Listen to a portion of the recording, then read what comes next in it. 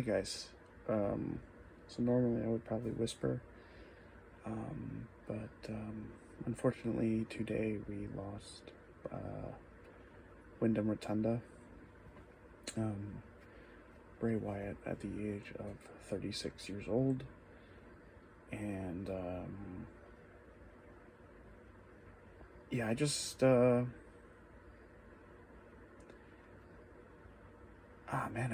can't really shake how I feel about it, just because it's one of those things where we think that these guys are immortal, or that they you know are larger than life and everything, and nothing can happen to them. Sometimes we think that, and I remember reading this post today, and it said that sometimes it hits harder when they're young and they're active, and that's true. It really does. But I just wanted to talk about this Bray Wyatt figure in particular, because this Bray Wyatt figure in particular was a hard figure to get when it first came out, and I remember I bought it off Ringside, and this is technically my first Bray Wyatt figure that I ever got, because I got back into figure collecting in 2020. I stopped for a long time, and yeah, I wanted to do it again. I wanted to kind of, buy the things that I enjoyed again. And this was one of the figures that I was highly going to get immediately. I think I pre-ordered this one, actually. And yeah, I'm talking about it because of the fact that I forgot that I had listed it on Macari a long time ago, and today it was sold. And it was one of those things where I realized that I can't part with it, just because, not because of the fact that he's gone, but also because of the fact that this was my very first one, and I remembered how much I actually really enjoyed owning this figure here, and I can't part with it. And I was very young when Eddie Guerrero died, but to be a couple years behind Wyndham is kind of crazy, and I think that's probably why it's probably hitting me the most, is because it's kind of like, wow, he really wasn't that much older than I am, and yeah,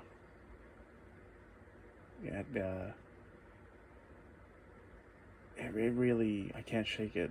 And one of the things that I am glad that I got to do was I did get to see him live in 2017, and I'm actually going to put alongside this video the video of when I went to Raw in 2017 with one of my best friends.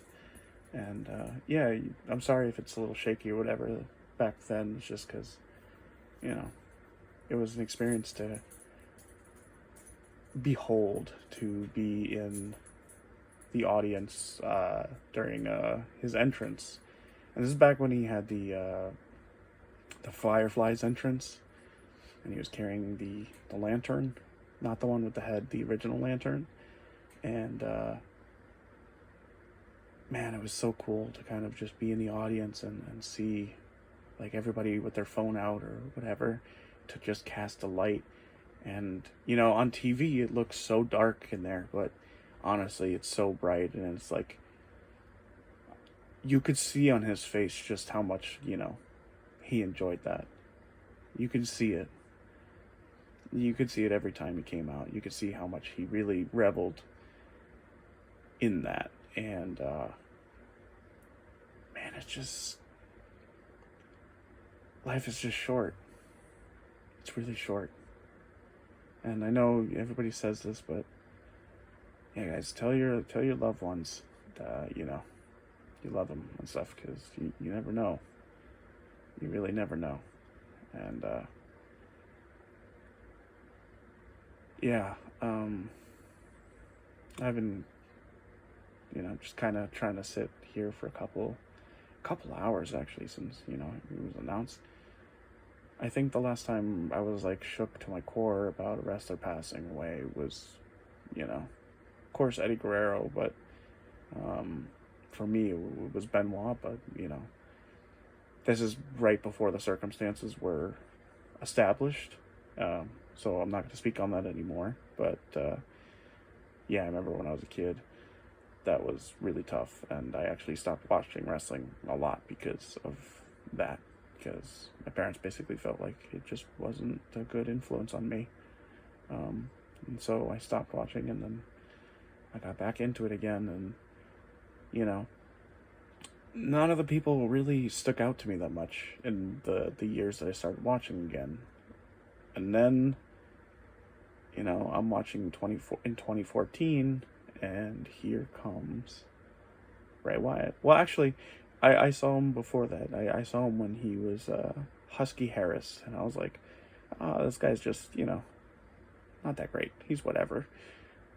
You know, and then years later, he reinvents himself completely into just this amazing character that just, you know, it had you completely captivated anytime he spoke on a microphone, or even just came out with the rest of the Wyatt family. And yeah, and it sucks that, you know, we were all sitting here waiting for him to come back. You know, there was rumors that he was coming back in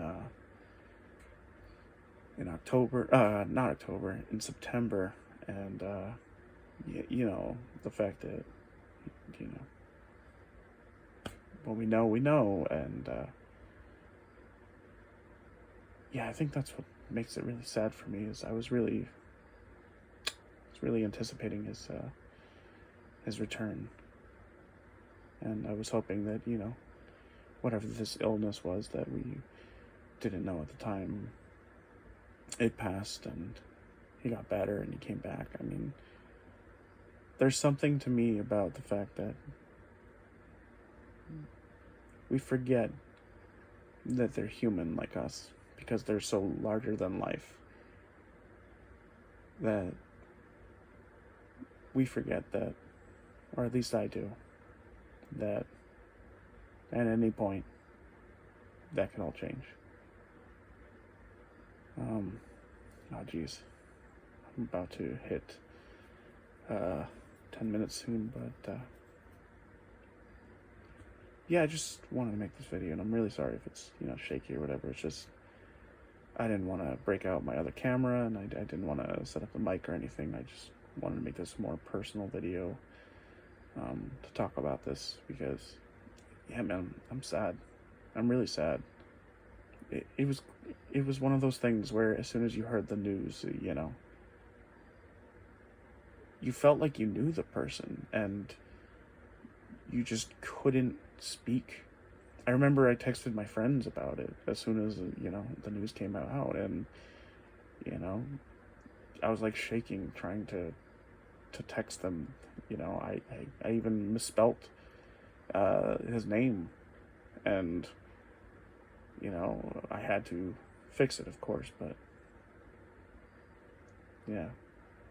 Anyway, following this is going to be me in 2017 at Monday Night Raw during Bray Wyatt's Firefly entrance. So yeah, guys, just enjoy that, and I'm gonna try to get you guys done that Spotify video.